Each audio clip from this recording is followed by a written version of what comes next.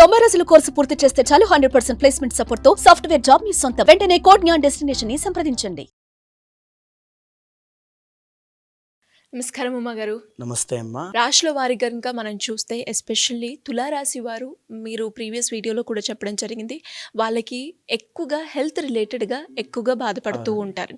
So మరి అలాంటి వాళ్ళు కూడా ఎవరైనా కూడా తులారాశి వాళ్ళు మనం చేయబోయే ఫిబ్రవరి 26 మహాశివరాత్రి సందర్భంగా వారు ఆ కార్యక్రమంలో పాల్గొంటే హెల్త్ రిలేటెడ్గా వాళ్ళకి ఎలాంటి బెనిఫిట్స్ కలిగే అవకాశం ఉందంటారు? తప్పకుండా అమ్మా. ఫిబ్రవరి 26వ తారీఖు మహాశివరాత్రి పర్వదినాన్ని పురస్కరించుకుని చేసేటువంటి కర్మ ప్రాయశ్చిత్త రుద్రతంత్రము తులారాశి వాళ్ళకి ఎలా ఉపయోగపడుతుందంటే, ముఖ్యంగా తులారాశి వాళ్ళకి లగ్న అష్టమాధిపతి శుక్రుడు అవుతాడు కాబట్టి శుక్రబలం అనేటువంటిది వాళ్ళకి ఉండదు. లవ్ బ్రేకప్స్ ఎక్కువ అయ్యేటువంటి తులారాశి వాళ్ళకి, మ్యారీడ్ లైఫ్లో ఇబ్బందులు వచ్చేది తులారాశి వాళ్ళకి, తర్వాత విమెన్కి అయితే uterus problems, urinary tract infections, తర్వాత పీసీఓడి ఆర్ పీసీఓఎస్ సమస్యలు, సంతానపరమైన ఇబ్బందులు, భార్యాభర్తల మధ్యలో అన్యోన్యత తగ్గడం లాంటి ఎన్నో సమస్యలు తులారాశి వాళ్ళకే వస్తాయి.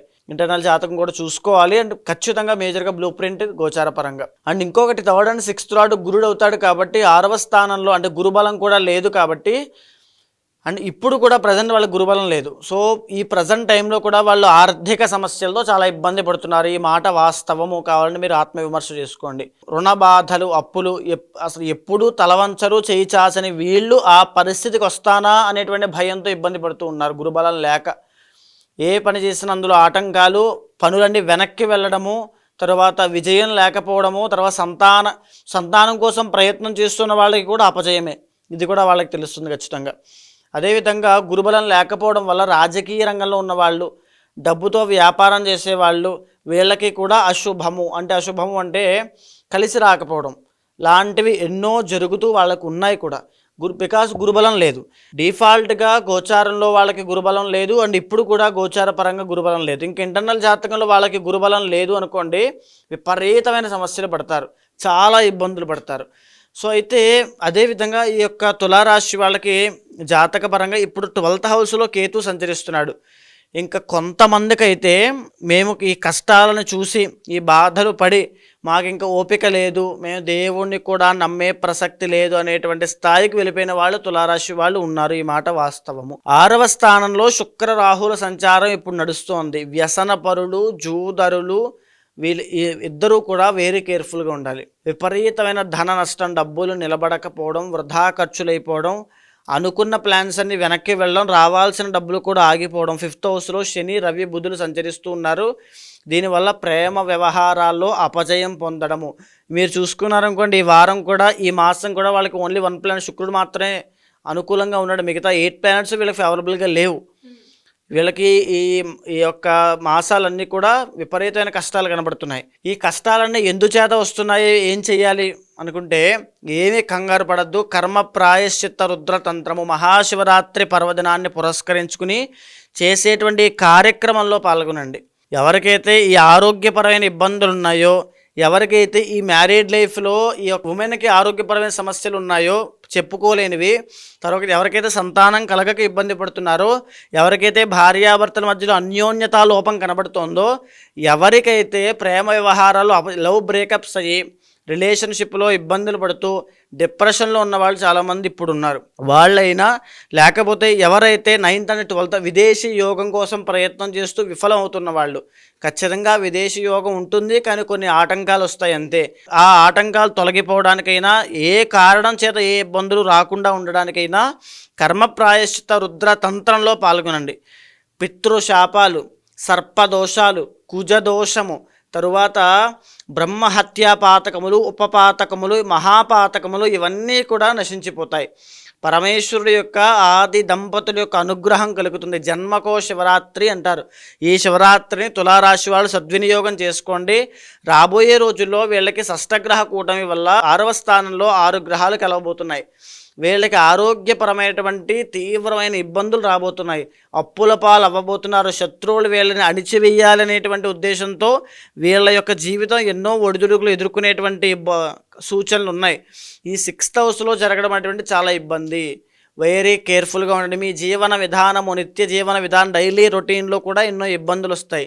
నిత్యమో పోరాటం చేయాల్సిందేనేమో, నేను ఇంకా రెక్కాడితే కానీ డొక్కాడనే పరిస్థితిలోకి వచ్చేస్తారు.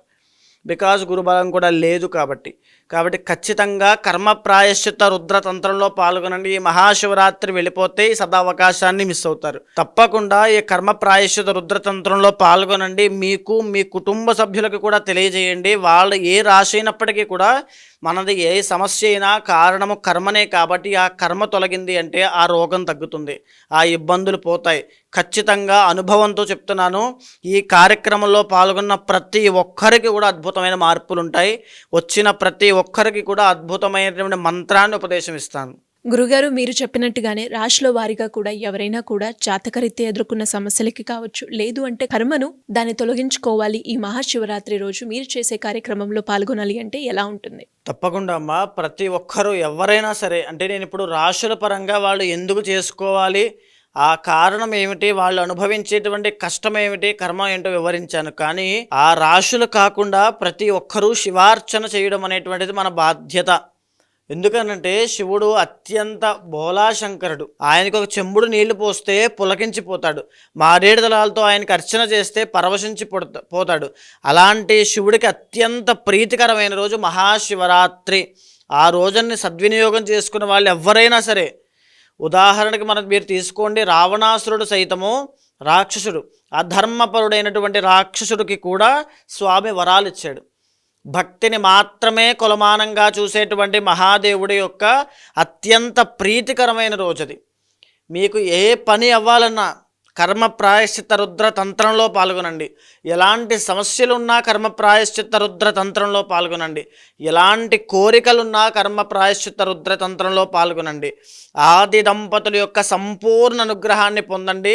మీకు కింద కనిపించేటువంటి నెంబర్కి ఫోన్ చేయండి. వాళ్ళు మీకు ఏమేం సామాగ్రి తెచ్చుకోవాలి, ఏమేం తెచ్చుకోవాల్సిన అవసరం లేదు, ఏ టైంలో అక్కడ ఉండాలి, మీరు రాలేని పరిస్థితుల్లో కొంతమందికి వాళ్ళ కుటుంబ సభ్యులకి ఈ కార్యక్రమం జరిపించాలనే ఆకాంక్ష కానీ కోరిక కానీ ఉంటుంది. వాళ్ళు రాలేని పరిస్థితుల్లో, ఆర్థిక పరిస్థితుల్లో, లేకపోతే ఆ సమయం కుదరకో, లేకపోతే ఆరోగ్యం బాలేకో ఎన్నో ఇబ్బందులు ఉంటారు. వాళ్ళ కోసము ఆన్లైన్ సౌకర్యం కూడా ఉంది. మీరు దర్శనం చేసుకోవచ్చు, తప్పకుండా దర్శనం చేసుకోవచ్చు. ప్రతి ఒక్కరూ కూడా జరిగేటువంటి కార్యక్రమాన్ని అంతా కూడా లైవ్లో దర్శనం చేసుకోండి. ప్రతి ఒక్కరికి కూడా ఒక మంత్రజపాన్ని ఇస్తాను. ఆ మంత్రజపాన్ని జపం చేస్తూ ఆ యొక్క కార్యక్రమాన్ని దర్శనం చేసుకోండి. వచ్చిన ప్రతి ఒక్కరికి కూడా స్వామివారి యొక్క అనుగ్రహంతో పాటుగా నరదృష్టి నివారణ యంత్రములు, ఐశ్వర్య సిద్ధి యంత్రములు, రక్షలు కూడా ఇవ్వబడతాయి. ధన్యవాదాలు గురుగారు. నమస్తే అమ్మా. సుమన్ టీవీలో మీ పర్సనల్ అండ్ బిజినెస్ ప్రమోషన్స్ కోసం కింది నెంబర్కి కాంటాక్ట్ చేయండి.